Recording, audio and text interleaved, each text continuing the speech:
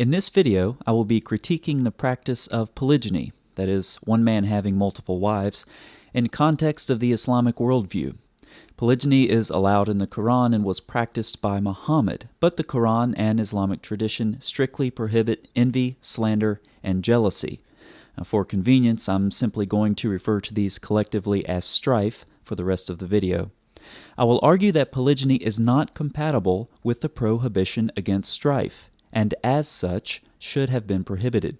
This argument will take two forms, the strong form and the weak form. In this video, I'll just cover the strong form of the argument. Premise 1. Polygynous relationships necessarily result in strife. Premise 2. Strife is haram in Islamic law. Conclusion. Polygynous relationships should have been prohibited in the Quran. Let's expand the strong form of the argument. Premise 1. Polygynous relationships necessarily result in strife. To support this premise, I'll refer to many instances in Sahih al-Bukhari which demonstrate a significant amount of strife within Muhammad's marital relationships. When Surah 33:51 was revealed, it gave Muhammad permission to go out of turn and visit the wives he preferred. Aisha's response to this, recorded in Bukhari 4789, is, "I used to say to him, if I could deny you the permission to go to your other wives, I would not allow your favor to be bestowed on any other person." Bukhari 6691 narrates strife between Aisha and Hafsa over Muhammad's extended stays with Zainab. They come up with a plan to make him feel guilty about visiting her for so long, and when they do this, Muhammad says that he won't do it again, but then he gets a surah revealed, Surah 66:1, which allows him to resume his practice of staying with Zainab for an extended period. Sahih al-Bukhari 52:18 narrated Ibn Abbas that Umar entered upon Hafsa and said, "O my daughter, do not be misled by the manners of her," that is Aisha, "who is proud of her beauty because of the love of Allah's messenger for her." Bukhari 52:25, while the Prophet was in the house of one of his wives, one of the mothers of the believers sent a meal in a dish. The wife at whose house the Prophet was struck the hand of the servant, causing the dish to fall and break. The Prophet gathered the broken pieces of the dish and then started collecting on them the food which had been in the dish and said, "Your mother, my wife, felt jealous." In Bukhari 54:18, Muhammad says the superiority of Aisha to other women is like the superiority of tharid to other kinds of food. In Bukhari 5666, when Aisha had a headache, she said, "By Allah, I think you want me to die, and if this should happen, you would spend the last part of the day sleeping with one of your wives." In Bukhari 24:68, Umar said to Hafsa, "Demand from me whatever you like, and don't be tempted to imitate your neighbor," that is Aisha, "in her behavior towards the Prophet. For Aisha is more beautiful than you, and more beloved to Allah's messenger." In Bukhari 25:93, Sauda gave up her turn day and night to Aisha, the wife of the Prophet, in order to seek the pleasures of Allah's messenger. Tafsir Ibn Kathir notes of an aging Sauda that she feared that the messenger of Allah might divorce her. And she said, "O messenger of Allah, do not divorce me, give my day to Aisha." And he did, and later on Allah sent down Surah 4:128, which allows a woman to give up her marital rights to save the marriage.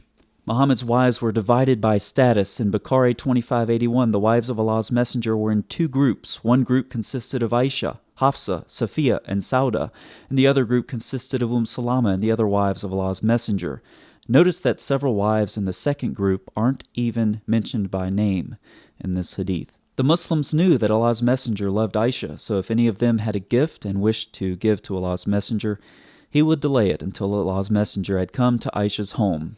Later in this hadith, Salama requests, "Then the group of Salama called Fatima, the daughter of Allah's messenger, and sent her to Allah's messenger to say to him, 'Your wives request to treat them and the daughter of Abu Bakr on equal terms.'" Strife even extends to others outside the marital relationships. Bukhari 4750, referring to the slander spread about Aisha, says toward the end of this lengthy hadith, "Of all the wives of Allah's messenger, it was Zainab who aspired to receive from him the same favor as Aisha used to receive. Yet Allah saved her from telling lies because of her piety, but her sister, Hamna, kept on fighting on her behalf, so she was destroyed, as were those who invented and spread the slander." Having demonstrated that there was much strife in Muhammad's relationships, I will now provide support for the key term in premise 1, which is necessarily. That is, polygynous relationships necessarily result in strife. Surah 49:1 says, O you who have believed, do not put before Allah and His Messenger, but fear Allah. Surah 33:21 says, There has certainly been for you in the Messenger of Allah an excellent pattern for anyone whose hope is in Allah and the last day, and who remembers Allah often. Sahih al-Bukhari 26:51, Muhammad said, The best people are those living in my generation, then those coming after them. Muhammad was so preeminent among his companions that they put his words equivalent to Allah's. Bukhari 21:78 records a dispute between Abu Sa'id al-Khudri and Ibn Abbas. Abu Sa'id says, I asked Ibn Abbas whether he had heard it from the Prophet or seen it in the Holy Book. In Bukhari 23:39, Rafi bin Khadij narrates, Whatever Allah's messenger said was right. Among the greatest generation of Muslims, Muhammad was superior. The companions readily acknowledged this. No person was to be put before Muhammad, and he was an excellent pattern of conduct. Since Muhammad's marriages promoted jealousy, envy, and slander, to think that Muslims in subsequent generations could do any better is implicitly, if not explicitly, heretical. This would mean that there is another Muslim who is a more excellent example than Muhammad, or that a man's wives were a more excellent example than Muhammad's wives, or both. This would require Muslims, in the context of marriage, to look to the superior example of this Muslim who can maintain a polygynous marriage without strife, instead of Muhammad. So I conclude that since strife was present in the marriages of Muhammad, it is inherent in all polygynous relationships of lesser Muslims. Premise 2. Strife is haram in Islamic law. This is commonly known. I'll list a few examples. Envy is so dangerous that Allah revealed an invocation against it in Surah 113:1 and 5. I seek refuge in the Lord from the evil of an envier when he envies.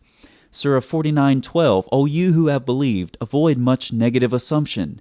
Indeed, some assumption is sin, and do not spy or backbite each other. Bukhari 60:64, the Prophet said, Beware of suspicion, for suspicion is the worst of false tales, and do not look for others' faults, and do not spy. Do not be jealous of one another, and do not desert one another, and do not hate one another. In Sunan Abi Dawud 49:03, Muhammad said, Beware of jealousy, for verily it destroys good deeds the way fire destroys wood. The strong form of the argument to review then is premise 1, polygynous relationships necessarily result in strife. Premise 2, strife is haram in Islamic law. Therefore, the conclusion follows, polygynous relationships should have been prohibited in the Quran.